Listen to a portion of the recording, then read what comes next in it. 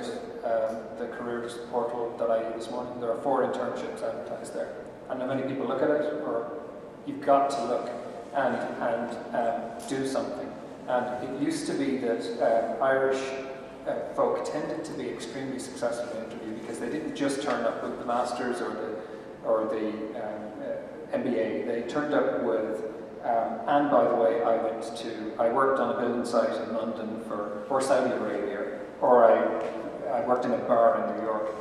Those real-world experiences are jammed full of learning opportunities if you just allow yourself to believe that and then filter them. And that would be my advice to whether you're a recent college graduate or you're about to finish, is look at every experience around you as another learning opportunity, because it is. Maureen Gaffney, some of you will know, we have Maureen kind of crawls around the corridors in Intel. She's for those of you who don't know her, she's well, actually I'll tell the story when we become parent.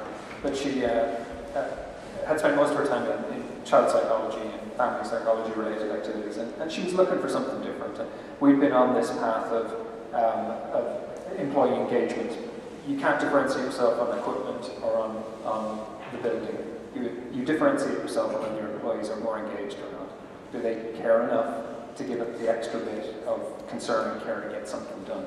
So we pulled in Maureen in the hope that she could give us some guidance and direction. And she arrived in very apologetically saying, look, I'm a child psychologist, I'm really not sure I'm ready for this industrial environment. And after about 12 months of her crawling around the corridors and giving lots of us some pretty basic career advice and guidance, I was chatting to her and she said, you know, Philip, I never realized when I arrived here that child psychology would be such a good preparation for working at Intel. So all and any experiences are good. They just need to know that and get out and do stuff. Should I do another question? Well, I suppose, sorry, I'm coming from a background of someone who's worked in healthcare and got into ICT, and I have a concern, I suppose, about the disconnect between all the talent we have and the development of companies. And yet, from working in healthcare, I've seen companies come and go and technologies that were on the brink and promised to prove wonderful, very powerful, and still haven't happened, even though some are buried in archives or patents and stuff. And I just wish we could find a way to innovate into helping ourselves better. And I don't know what the answer is, but like when you show the figures on the way our world is going, and it seems like we're making a bigger disconnect. And I don't know if you have a comment, but I'd be interested in. Thank you. Anyone want to think about that? You know, it's the benefit of hindsight is the only thing that will tell you what worked and what didn't. But in America, they would say you just need more at-bats. So you know, you just need people out there, you know, trying out stuff and you know, having a go. And like healthcare IT is, I mean, it's gigantic. In the US, you know, not so much here, but in the US, it's one of the biggest sectors. So you know, it doesn't. I don't think this depends on a specific technical innovation. It's a team of guys, you know, who put the whole thing together. Like, you know, Larry Ellison always says, like, it's the software industry is 20% technology, 80% marketing. And that's about right. If you've ever used Oracle software, you'll know it's certainly right. You know, it's just like it's not the one sort of you know, the moment, the gestalt, moment of genius thing.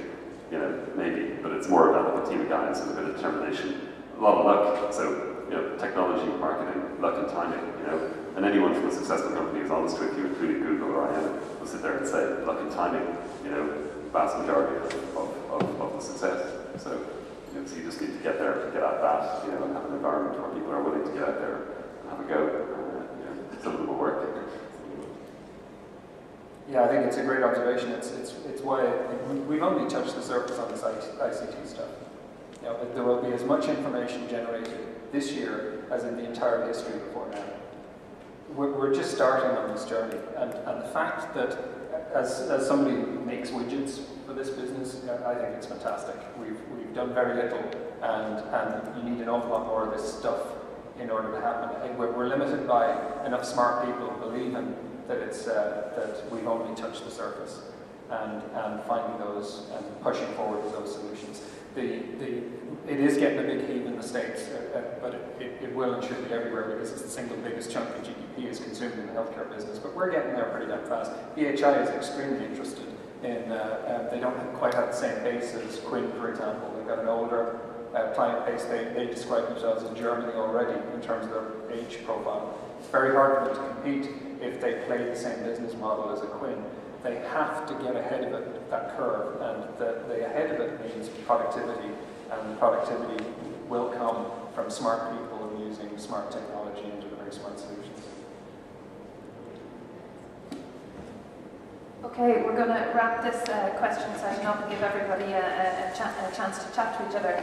I'd like to hugely thank the three people here, the two Davids and Philip. I think they've been incredibly enthusiastic. They've shared a lot of fantastic ideas. I certainly had loads of questions and asked them all live as well. And I hope everyone else another clap to show how appreciative we are.